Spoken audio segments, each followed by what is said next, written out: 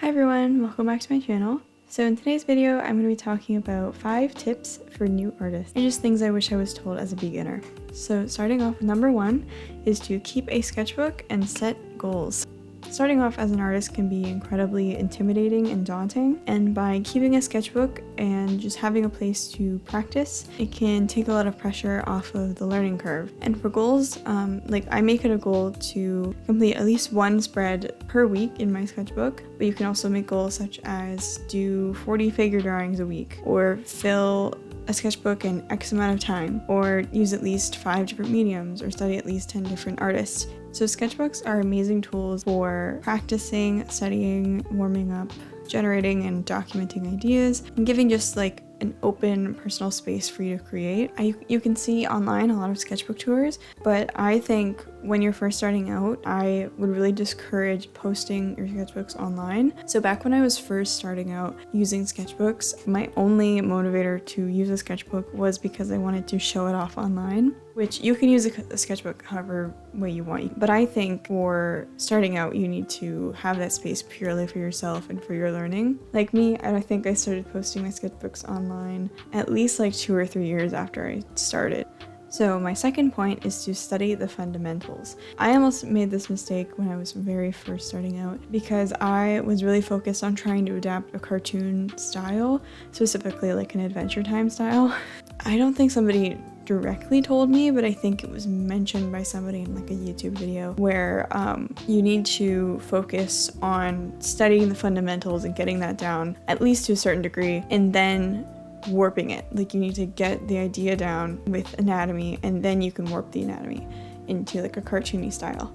And I was thinking about how people who work on TV shows like Adventure Time, they are not only working in that style all the time. They probably have a background where they practice realism and they have like a fundamental understanding of anatomy. So I pivoted a little bit, and I'm very thankful for that, from trying to learn a cartoon style to studying anatomy fundamentals, color theory, etc. Very glad I did that. And also that kind of made me more aware of like different artists and different ways and different mediums of like making art, and I'm very glad that I did that. But that being said, you can make art like however way you want. This is mostly like if you are wanting to be a professional artist or do art for other people. If you only want to do cartoon stuff and you're fine with that, then you can just do cartoon stuff. I'm not stopping you. So my third tip is to make art for yourself, which is slightly contradictory to my last point, but it still makes sense. So another mistake I made when I was first starting out was copying and only focusing on mimicking other artists and their styles, which it's impossible to replicate somebody else's art because it's so unique to the person.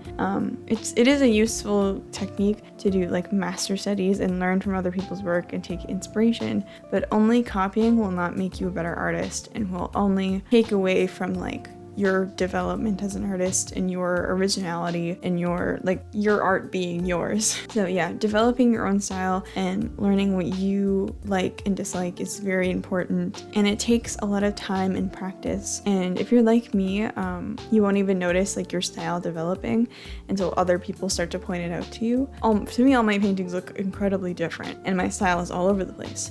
But to other people looking at my paintings, they're like, this is your work.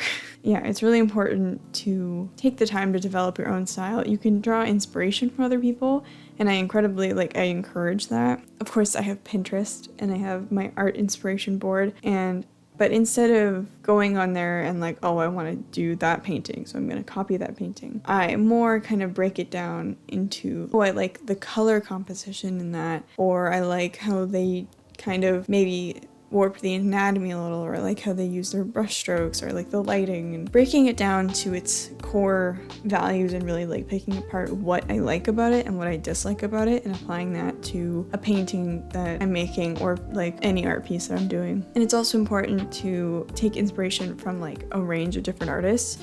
Another mistake I made when I was first starting out, which I only watched one series of sketchbook tours from one artist, and I was determined that I would make their style, like I would learn their style and that would be my style.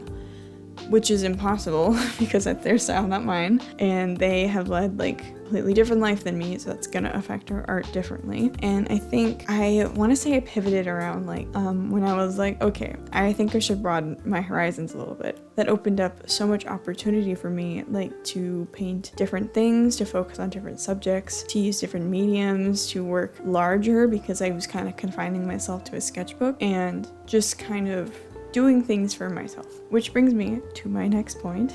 Enjoying the process. So art is all about expressing emotion and being like a reflection of the creator. And if you don't enjoy the process, like for example, if with oil painting, if you hate oil painting, then don't force yourself to be an oil painter because of people online.